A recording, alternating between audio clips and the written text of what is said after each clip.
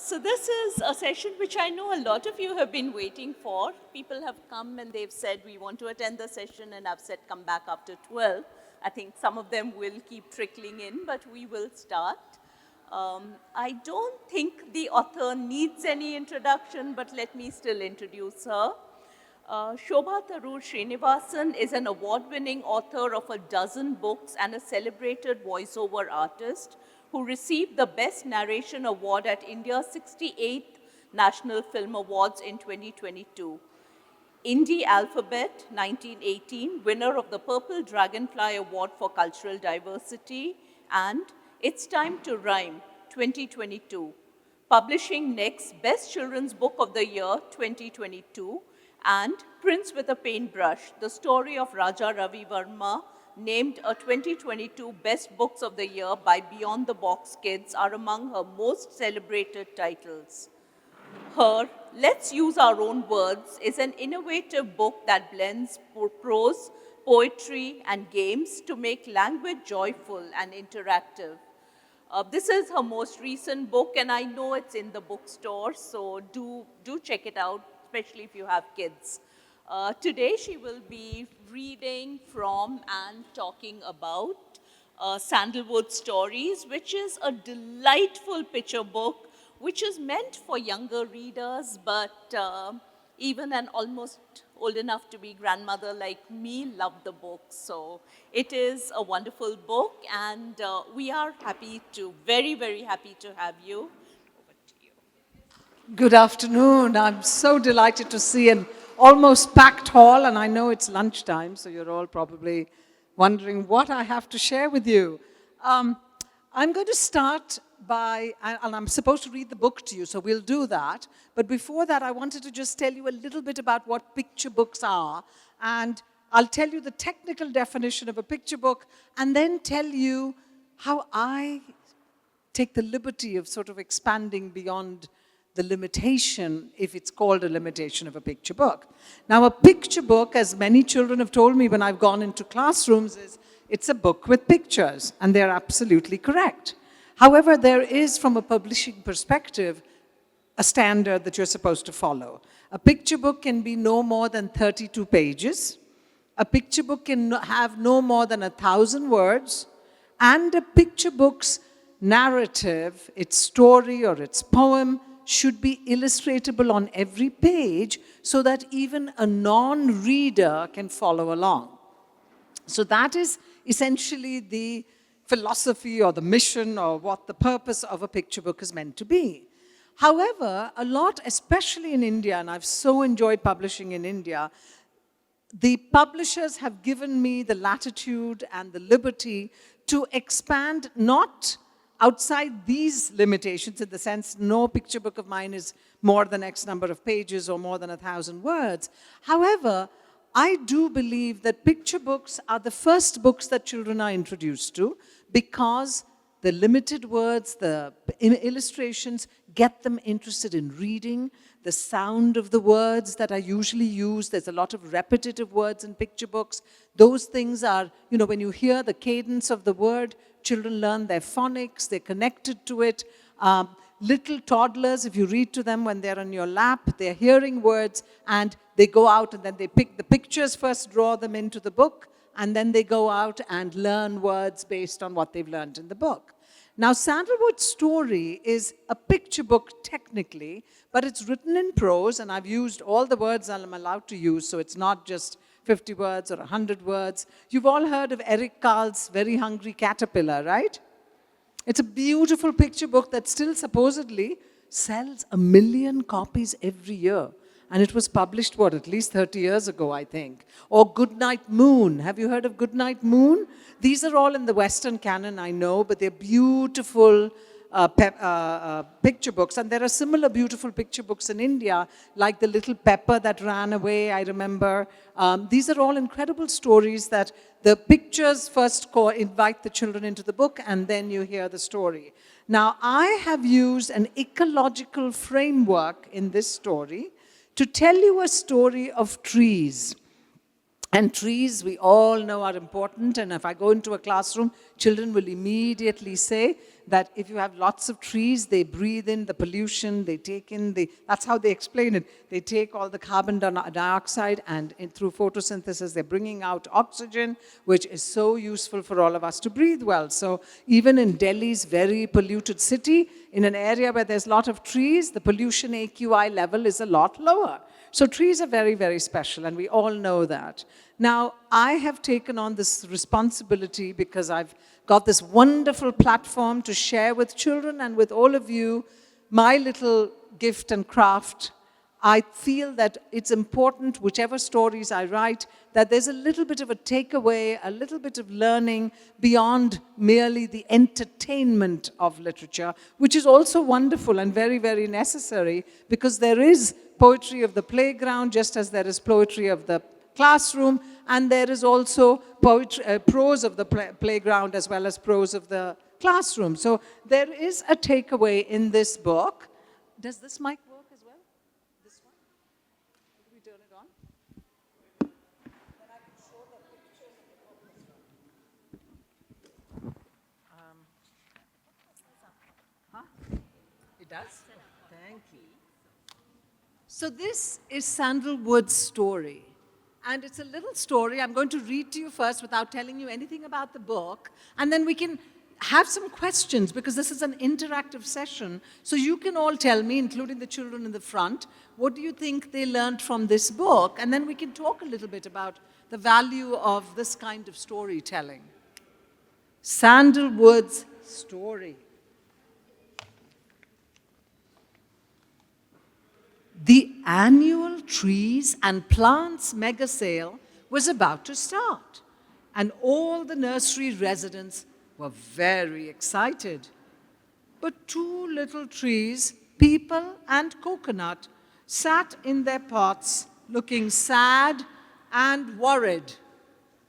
See? The banyan was on the same shelf, sitting tall in his planter. People looked at Banyan and whispered to Coconut, "Look at Banyan tree.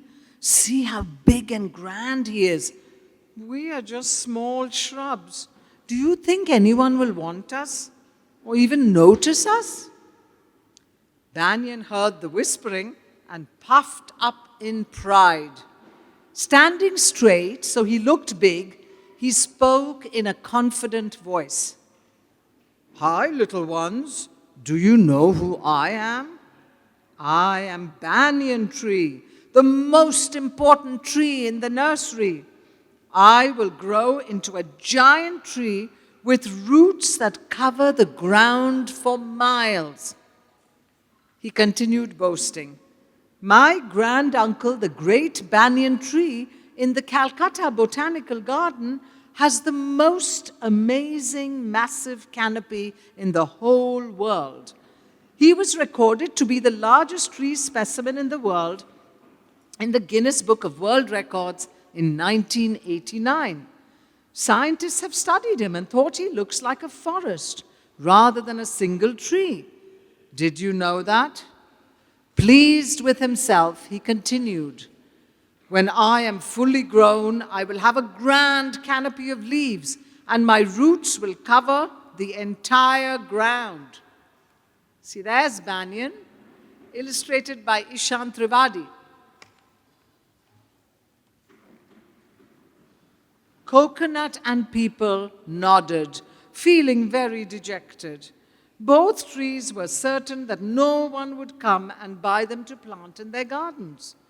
They shriveled in their pots with disappointment. Banyan rambled on. He had the platform, didn't he? "My leaves will become large and glossy, and the shade I cast will be the envy of all trees. I'm also the national tree of India and represent eternal life because of my ever-expanding branches." Coconut and Peepal decided that they would just hide somewhere so no one could see them. It would be better than being overlooked and ignored. See, the little trees are trying to run away.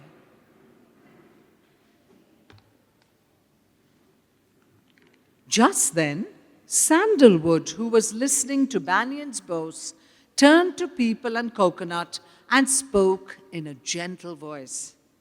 Don't be sad, my friends. You are also very special trees. If a coconut tree is watered for 5 years, it bears coconuts for the rest of its life. Isn't it wonderful that a family can be nourished for so long with a coconut tree? Coconuts are called kalpavriksha, or the wish-fulfilling tree, Sandalwood added, because coconut trees produce so much and so many things. One coconut can produce milk and oil, and its shell can be used to make bowls and spoons. And don't forget the tasty coconut itself, Sandalwood said, smiling. Coconut smiled, feeling quite pleased after what he had just learned. He too had reasons to cheer up. And you, dear people, are the symbol of happiness, prosperity, and good luck for so many. Did you know that many people consider the peepal to be a sacred tree, and people of the Hindu faith meditate under your branches? The peepal tree is called Bodhi, or tree of enlightenment by Buddhists. It is said that sage Gautama Buddha gained his wisdom while meditating under the tree. Also, the peepal's leaves and bark are used for medicinal purposes in many parts of the world. This means that you are used to treat different ailments. How special you are. Peepal felt very happy. He was just as significant as all the other trees in the nursery. Wasn't that wonderful? Sandalwood had reminded him that every tree was useful in its own right, and each had its own qualities. In fact, people had heard that sandalwood oil was used for medicinal purposes, and its antioxidant properties were prized by scientists all over the world. And many people bought sandalwood for its woody and sweet fragrance, so sandalwood had been overforested and was now in short supply. Today, sandalwood is an endangered tree and the most expensive wood, valued more than banyan. Still, here she was, so kind and humble, without any of banyan's boastful manner. Coconut and people thought about sandalwood's words. Every tree has an important place in the world. All trees contribute to the environment by providing oxygen, improving air quality, conserving water, preserving soil, and supporting wildlife. Each tree takes in carbon dioxide and produces oxygen that everyone breathes. Trees are important for our existence. They decided that from now on, they would remember Sandalwood's story. They would never again let themselves be affected by the mean boasts of banyan or anyone else who tried to make them feel small. They would stay cool like sandalwood. They would be confident. With this resolve, people and coconut perked up and bloomed. They were ready to be planted. So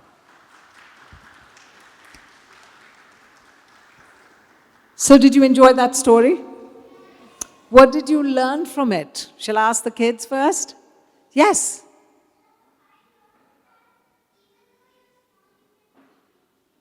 Even though you're small, you can be? You can make big changes. That's wonderful. And even if you are different, you can be special in different ways, correct? And that there may, yes, go ahead. Yes, little one. Even if you're small, you can be kind. You can make friends? You can make friends for sure, absolutely. She says, even if you're big. She meant even if you're big, you can be kind. You should be kind. You can be kind. So, did we also learn? Go ahead, yes. Don't listen to bullies and don't be like not less confident than others just because someone told you something that you're this, oh wait, you're too small, you can't do this, you can't do that. So don't listen to them and always carry on. So there are times in our life for all of us when we have a boastful banyan in our life. Now the banyan tree is actually quite a beautiful tree, and I have seen the one in the botanical gardens. But you know, I needed to pick a big imposing figure or tree to talk about. It could have been a majestic oak in the California redwoods. It could have been any other tree.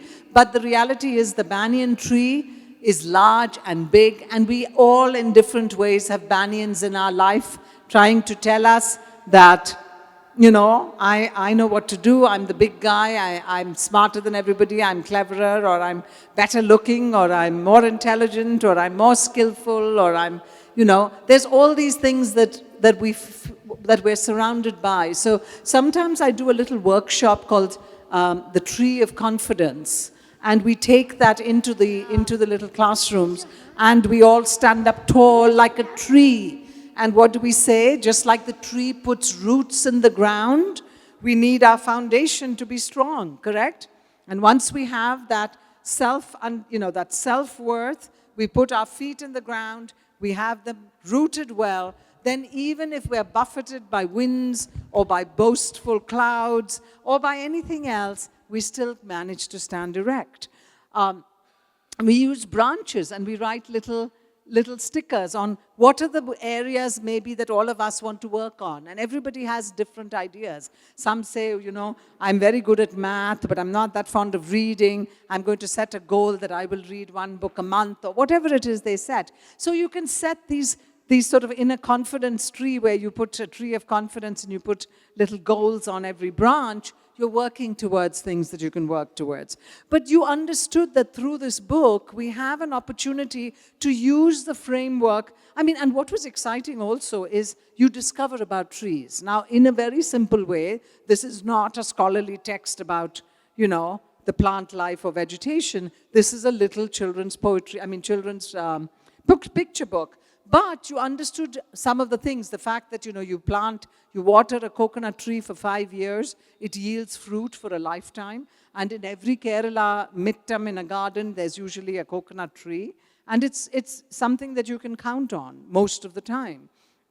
The same thing we use in our Indian sort of context. We use a lot of bark and leaves and fruit and plant for much of our healing. And even within India's traditions, you know, the sarpakava, the snake pit, the ones with the snake gods that are always planted under a tree. Because in many ways, our natural instinct is one to preserve nature. It's only today, and I've written a book on Kerala folk tales in which I was researching, and we're talking about stories of origin stories and other stories, and in that they talk about the fact that, you know, the environment is being destroyed by people, and having these stories remind youngsters, because whatever you read today is going to in many ways inform how you are later, correct? So when you do that, what happens? You will be the future leaders of tomorrow. You are going to be the custodians of the planet. You know, I've written another picture book called Parvati, the Elephant's Very Important Day. And it's written in rhyme, and it's a story of Parvati, but I've anthropomorphized the elephant. What does that mean? What is anthropomorphized?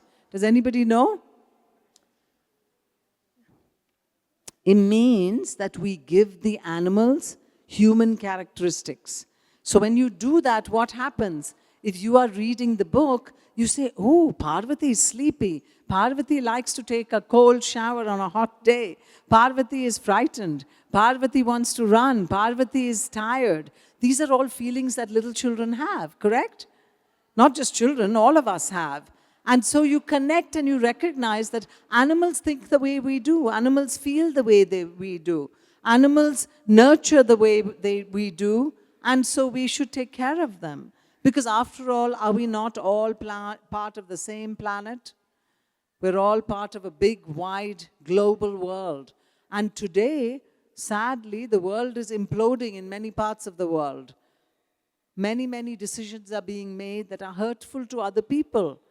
So if we all work towards thinking in positive ways, if we look at Sandalwood and say, okay, my friend is different and he's really good at math, but I'm really good at poetry, or I'm good at something else, or I have other interests. We all bring something to the table and we're all very, very special, correct? I think we are. I think we definitely are. Now, what I want to do is, I could talk about all my other books. That's what somebody suggested. But why don't we give you a chance to ask me some questions? Because this is only a 45-minute session. And I want to, yesterday's session, there were a lot of hands up and we didn't get a chance to give everybody a chance to speak. So, any questions for me? If there are no questions, I'll keep talking. Any questions? Parents are allowed to ask questions as well. Please, thank you. It's not on.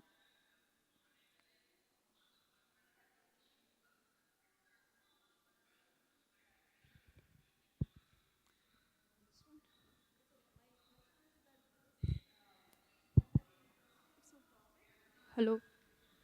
Hello. Yeah. This one's very interesting topic, but the question is that it's little difficult to follow for the kid.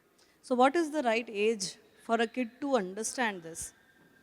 So which age were you thinking it's difficult to follow? 6.5. How old are they? 6.5. 6.5? 6.5 will follow the story. Maybe it was my accent or the way I read. Perhaps if you read it to your child, they will follow. Because I have taken this book to grade 1 and 2, and it's incredible how much they see in this book. Okay. I'm actually shocked. In fact, I didn't realize I thought they would just see it as a story about trees. But they come up with all of these responses that I heard already. Yeah, so, it's if your child is used to books and is used to reading and is spending time with it, you can discuss each page at a time very slowly. Now, you're right. There are some concepts in here that you may need to explain. And that's fine too. Because when you're starting out reading the book, the difference between a children's book and a book for adults or a novel. When I was a teenager, I read a lot of James Hadley Chase. That is not high literature. It's just a good mystery, and you wanted to finish the book in 2 hours for sure because you wanted to know who killed somebody or whatever else it is. But once the book is over, the book is over. I'm not going back to discover anything about that book. But when you're reading a children's book, at every stage there's a new learning.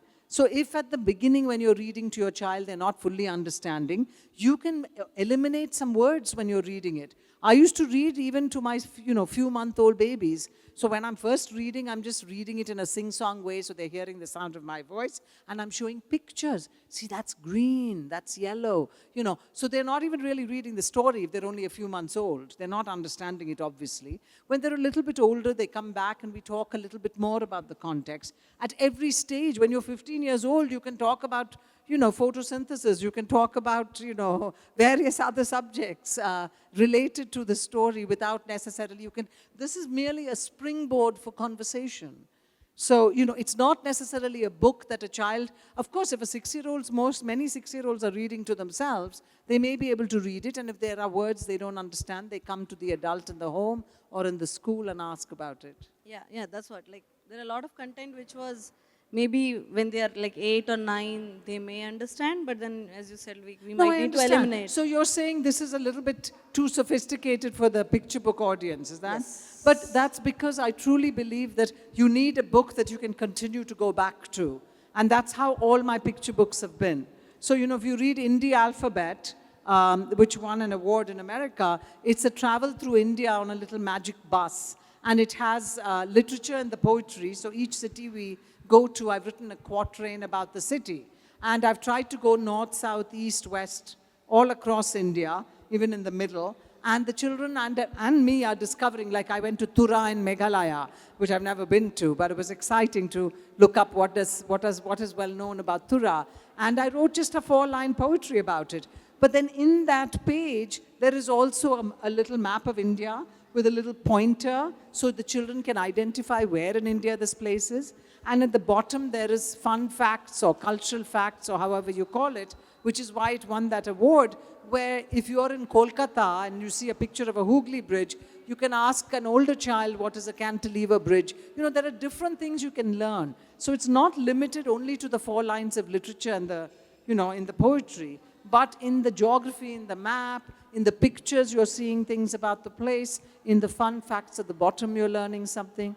So at every stage, there's new discovery. Got it. Thank you. Yes? Just a gentleman at the back.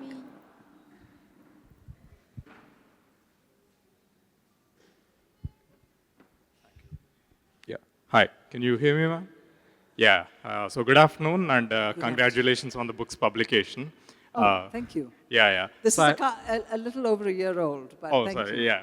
So anyway, I'm curious about how the process works for you, because I feel that writing literature that is aimed at younger audience, especially children, is a tricky business. So how do you strike that balance between, not dumbing down things too much and also, making it engaging and approachable for the kids?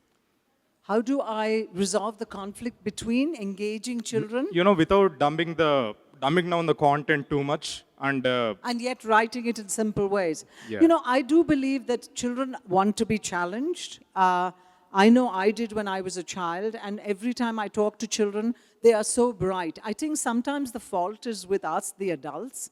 We seem to think that children can't understand something, or that they can't, that they're not interested. The reality is, later on in life, they'll say, well, you didn't stimulate me enough, or you didn't. Where parents are always the bad guys. We need to be able to bring them more than they are currently learning from. And so this kind of a book, this is a picture book. It's a little bit sophisticated from a traditional picture book standpoint, but it can be read in a very simple way as well, and the parent can use whatever materials are in the story to share the story with the child. Go back later when they're older, they'll read it, they discover other things. So I don't tend to dumb things down, as you put it. I do want to you have to invite a child into the book. This kind of a picture book, you're not inviting only the child, you're actually inviting the curator and the parent. And you can't have something so extraordinarily simple for a parent that they don't want to pick up the book. So the book also is for parents, because it is written for a very young audience. When I write for an older audience, I find, I have a poetry book that I talked about yesterday, and I've done something that you would consider quite difficult. I've introduced 9 different poetic forms to children, and teachers love it, and all these educational publishers pick from it. But I don't want children to say, oh, this is dull because I'm just learning forms. So every form has an example poem that's actually more like a nonsense poem or a fun poem or a poem that children can relate to. And the book won a big award because it's exciting. Don't think that children can't do it. They can do it. They are interested. And it is true, though, that my style is a little bit more, I don't even want to use the word challenging, but it does allow you, or it does encourage you to look a little beyond the limitations of very simple text. And, there are some publishers who may say, no, there are only these kind of words that can be used for a 4 to 5-year-old. So, 3-letter words, etc., etc. But in India, they don't necessarily limit you in that way. So I've just been enjoying it. And as I told you, get back to the book at every age. India alphabet is being read by 10 and 12 and 13-year-olds. Sandalwood story, in fact, I discussed at the Hindu Lit for Life with much older children, class 5. And we got quite a bit of an interesting conversation out of it. Thanks. Yes. Did you want to ask a question? Go ahead. I wanted to ask, how many books have you written? I've published 12 books so far in India, and there's either 2 or 3 more coming out this year. Every year there's at least 1 new book. The publishers love it. Sometimes I laugh because they say children in India are not reading, and yet you ask any publisher, well, how come there's so many children's books being published? They're publishing between 500 and 600 books a year. I'm thinking, obviously somebody's reading them, otherwise why would they be publishing them? And so many. It takes a while to, when you write a book, you send a manuscript. When I wrote Parvati the Elephant, I've written the poem and I've sent it to a publisher, and then the publishers put it onto a page. Every page, it's being illustrated by some incredible illustrator. It's then bound and printed and all of that. So there's a huge production process, and they're doing that for 550 books. I mean, I don't know if all publishers are publishing that many, but one of them I spoke to said that. One English language publisher said between 400 and 500 a year. One Hindi language publisher said between 300 and 500 a year. So it just depends. Yeah. Yes? There's somebody here?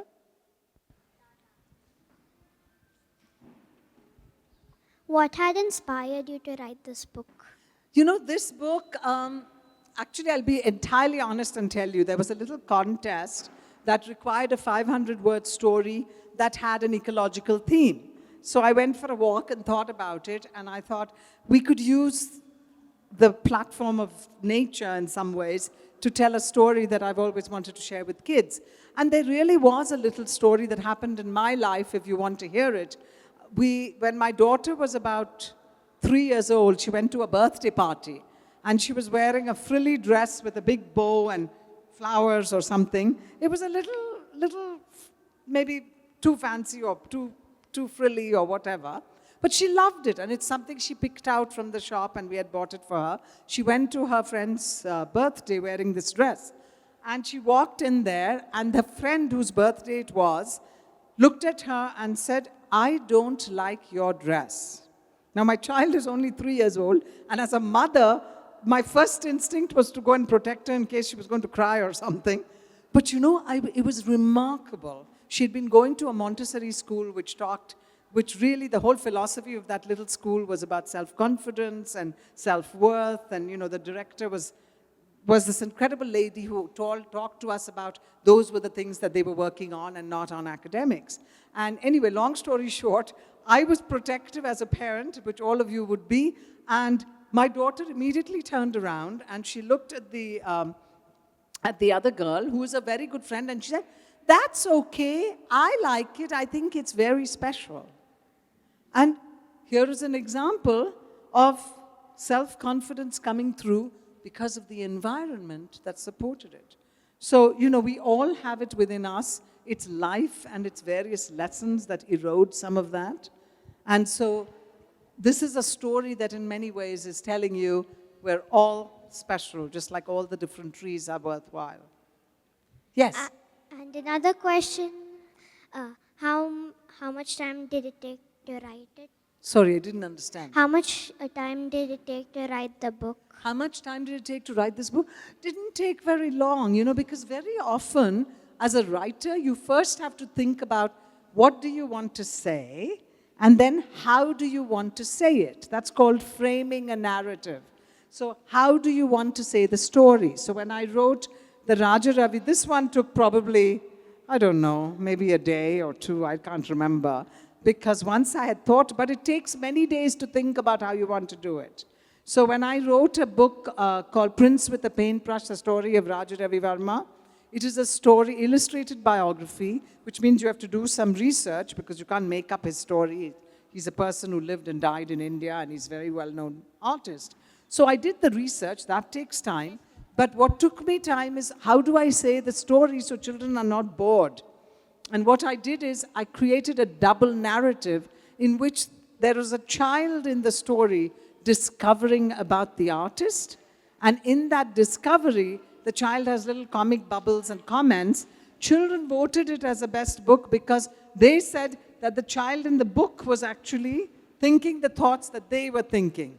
So it's framing the book that takes time. That's what I wanted to tell you. So when you say how long does it take to write a story, putting down 500 words on a page may only take you a day. But thinking about how you want to put those 500 words down, how do you want to tell the story, that takes time. Yes. Thank you. The poetry book is called It's Time to Rhyme. It was published in America during COVID and by a small boutique press, that signed a contract, gave me something or whatever. But it wasn't marketed very widely. And then luckily an Indian publisher picked it up. And in India, it's a huge seller. Everybody loves it. So, I mean, I'm really thrilled because it really is one of my, I never say anything is a favorite book, but it's a clever book. It is available at the bookstore. Thank you. Yes. In today's schools, which essentially, you know, most of them at least, like you said, you spoke about the importance of building self-worth and self-confidence. Do you think today's schools are really equipping kids to do that, or it's more like rote learning and joining the rat race? And what are your pointers in choosing a school probably? You know, the joining the rat race or competition was there even when I was growing up in India. Unfortunately, the parents and teachers have a responsibility to make sure that children recognize that, you know, there's, and I hate to bring this up, but I go to a lot of festivals and places where little children, I'm talking about 7, 8-year-olds, are coming to me saying, we've published a book, we want to give it to you. And, you know, I'm very happy for you that you've published a book, but that shouldn't be the be-all and, you know, it's parents who are being competitive. Because the little child is actually very, very quiet, doesn't even really want to come and meet me or give me the book. And it's the parents who are very excited. Let's go and tell them you've written this book, go give her the book, etc., etc. And it reminded me in some ways of my childhood and the fact that children used to be so competitive in school, they were not even telling you how long they took to study for a test in case you went and studied for a few more hours. You know, it was a very sad competitive environment. And I left India as a teenager and realized it's totally laid back in the United States. Now, I'm not saying it is always, but it is. I mean, let's not go the United States way today. It really is a big bully in the world, and I'm not very happy. But I'm talking about this idea that give children an opportunity to do their own discovery, to learn and learn from their mistakes. If a child is really interested in reading or writing, and you need to be a little competitive to get into these competitive programs, I would say that if a child is genuinely reading a great deal and is constantly spending their free time wanting to write poetry or prose, I wouldn't ask you not to encourage that. In fact, I think it's wonderful. Enter the child into these incredible contests. You know, I saw Scholastic used to have an annual contest for children, and about 5,000 stories are sent in, and evidently there's an editorial board that picks up maybe 200 stories or whatever, and they publish that, a collection of stories by the award-winning children of whoever entered the contest. Now, if the child really is remarkable in terms of writing, and you know, writing is a very subjective form again. What one judge thinks is good is not necessarily what somebody else will. So it's important for us as parents, again, to tell the children that, you know, in the literary and art world, things are so subjective. Just because somebody rejected something doesn't mean somebody else won't. But there are all these opportunities, and I would encourage. It's not that I'm not asking kids to be published, but that shouldn't be the be-all and end-all. Keep reading, keep learning. Thank you. Yes? When did you get the book published? When was my first book published? Sorry. When did you get this book published? When did I get this book published? This one? I'll have to look it up. I think it was 2023. I'm sorry, I can't remember. Let me see. Okay. 2024. This was August 2024. Yes. Why did I want to become an author? That's a very good question. You know, when I was a little girl, I wrote a story about rabbits. I think I must have been 8 or 9 or 10. I can't remember. It was so long ago that I can't remember. And my father surprised me by sending that story. And it wasn't, now that I think about it, to me, it wasn't the greatest story. It was probably grown out of all of my enlightened reading, or it was a little adventure story about rabbits. And he sent it to the junior section, Sunday junior section of either Hindu or Hindustan Times, Hindu. Okay. And one day he called me and said, Shobha, I've got a surprise for you. And I went, and it was in my name, an illustrated picture, and my story. And, you know, that's very exciting. You know, just like I tell children, you know, in America, there's a habit of giving money and presents to children who do well in school in a subject. And I told my children, the reward is in that doing well. Why do you need an extra present for it? And it's the same thing. The reward of having your byline in a paper is that it sort of encourages you to want to do more. And I used to write a lot in school, and I think I always got good marks for writing, so I think I had that inbuilt interest. And then when I became a mother and a grandmother, and we used to make up, especially with my granddaughter, I used to take all the old Grimm's fairy tales and other stories, and we'd turn it on its head and make it different and giggle together. So there were ideas that come up, and that's why I became a children's author. Thank you. Yes? How much time did it take to make your first book? My first book in India, how much time did it take? I can't remember, but I told you, the writing doesn't always take me a lot of time. Because as you see, if you're only writing 1,000 words, or if you're only writing, I have written bigger books. So some of them are 25,000 words. I've written one book that's 60,000 words. That takes a little bit longer. But otherwise, the writing doesn't take time. It's the thinking and planning and talking to people that takes time. And how did you make the books? How are books made? No. How many days or years or months? How many books have I written? Yeah. 12.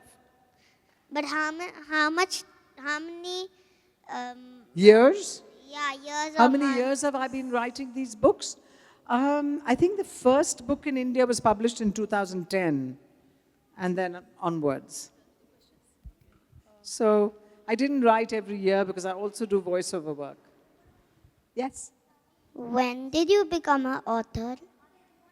Well, I authored that story when I was 10 or 11 years old in the paper, but a published author of books took a long time. Probably, I was quite old by then. Yes? How do you feel when you make books? Sorry, I didn't get that. How do you feel when you make books? How? When you finish your book? How do you feel when you finish your book? Or how do you feel when you see it like this? When you finish writing it? How do you feel while you're writing? Well, when I was working on the poetry book and writing villanelle, for instance, which is a particular form of poem, and it was easy for me to describe the poem in the form of the poem, but the example poems are quite challenging. So writing a villanelle, I took a long time to write it. So how do I feel? I feel excited when it's over, and while I'm writing it, I enjoy writing a lot, so I get excited. Natasha, are we keeping an eye on the time? Do we have another minute or two? 5 minutes? Okay. Yes. But how you feel when you're writing the book of that? Is that the same question? How did I feel when I finished this particular book? I thought, this is a pretty good story. I hope children like it. I think it left me with a lot of hope. Left you with some hope? Oh, thank you. Yes. Yes?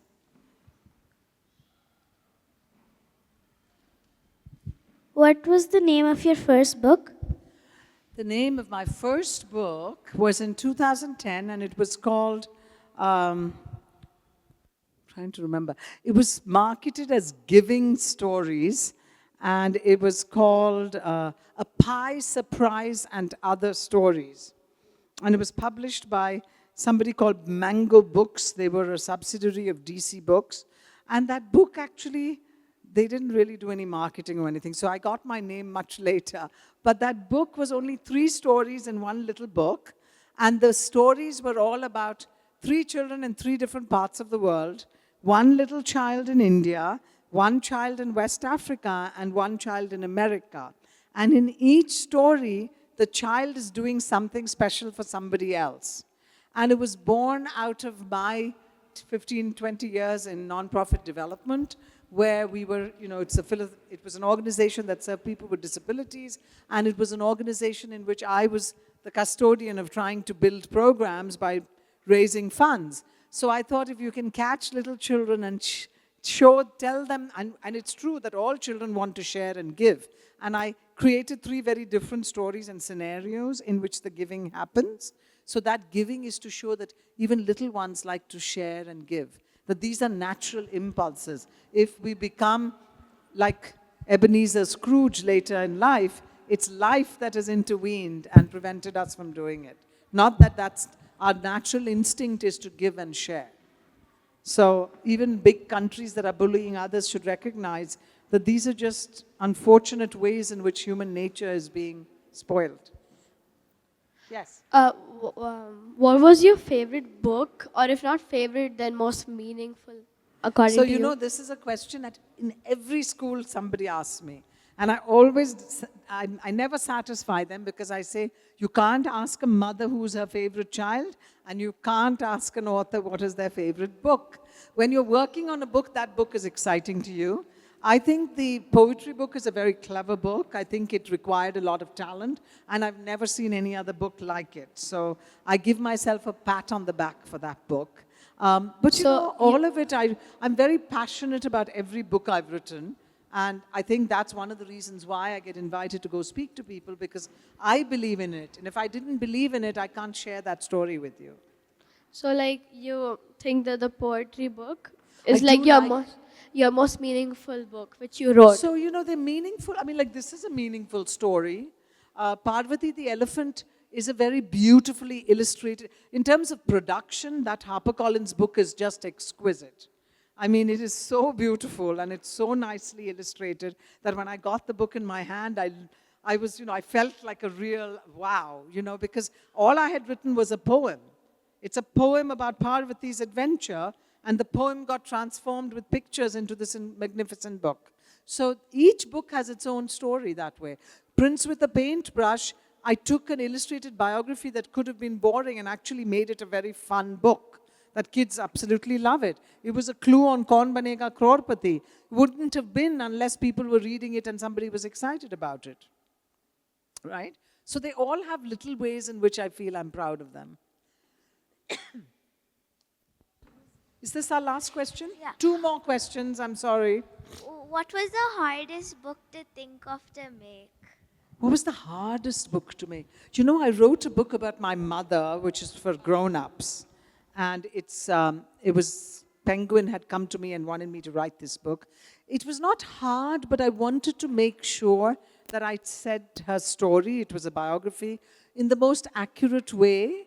But obviously, it's a story that I decided how I wanted to say it. So it was a little bit more of a challenge. It was also a longer book. So it required many more words, since I usually work as children's books. So that may have taken the longest time. Last question? Yeah, hello. So, like we have many genres in writing. So, why only this kid story? Why children's books? Yes, exactly. You know, because it's such a capacious genre. It's so huge, and I've had so much fun because I've been writing many different kinds of children's books. I have 3 picture books, I have a poetry book, I have an interactive book, I have 2 story books, or 3 story books, I have an illustrated biography, and I have a book for what I would call young adults or adults. So I've had a chance to do all kinds of books. And you know, if I was locked in as only a particular fiction writer, then that's different, right? And also, it's such an incredible platform. It is a huge responsibility because, as I said, what children read today could perhaps affect their thinking tomorrow, and we'd like to think that it does. I'm really grateful to be able to work in that space. Thank you.